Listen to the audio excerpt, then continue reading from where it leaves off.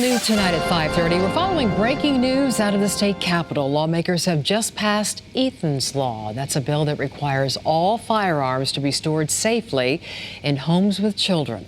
Channel 3 Susan Rabb has been following this story all day long. She's joining us now live with the latest. Susan? Denise, we are live outside the Senate chambers where just moments ago, members of the Senate voted overwhelmingly. There were only 2 no votes for Ethan's Law.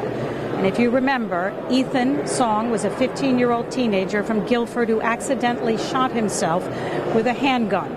His parents have been very active and tirelessly trying to fight for their son's help and getting people to know more about handguns and making sure that they are not in the wrong hands. The Songs are here joining me outside the Senate. What was your reaction when the Senate finally voted? And we should point out the House voted recently also overwhelmingly for this. Actually, we were kind of shocked that it actually voted so overwhelmingly for Ethan's Law. But I think it's really incredible to see that people put the goal, which was to keep children safe, ahead of politics and, pressure from outside groups. And I think a lot of kids are going to be saved. And I think this is really a lot of change behavior. Mike, one of the things that you and Kristen felt very strongly about was that you wanted to do this quickly, that you were concerned if you waited too long. What could happen if you didn't get this done right away? I think the seas shift. There's another thing that comes into people's minds, and then we forget about those kids who are somewhere in some home right now, maybe playing with a gun. And when this law becomes very well known, people say, look, that could get me in trouble.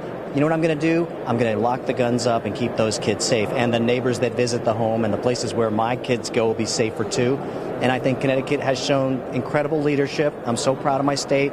And this, when I say leadership, I mean national leadership. This is one of the best laws in the country, and we're getting great feedback from people on both sides of the aisle in Washington, D.C. So I think at the very least, we're going to create national awareness with this. We should also point out, as you did, that you were in Washington just a few days ago with Congresswoman Rosa DeLauro.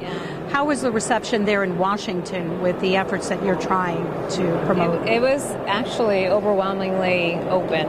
I think we just came in and we had a conversation with them. We didn't come in yelling or protesting. We just sat down as 2 heartbroken parents and just kind of explained where we were coming from. And, they really don't disagree because they're really the NRA guidelines that we're asking people to follow. So it's really nothing new.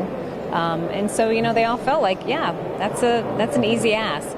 I want to thank you very much for joining us and sharing. I know this is a difficult time, but it is bittersweet. Yeah. So thank you very much. And I know the governor, I understand he will sign this bill. Yes, and he's waiting for us right now. I don't want to keep you waiting from Governor Lamont. Thank you again. Thank you. Thanks again, Susan. So Ethan's Law passes the Senate. The Senate is also taking up 2 other gun bills. One would ban ghost guns. The other has to do with guns in cars. That would require anyone who has a gun in their car to make sure the car is not unattended or unlocked. And we will have much more on those bills tonight at 6 and 11 and our app and online.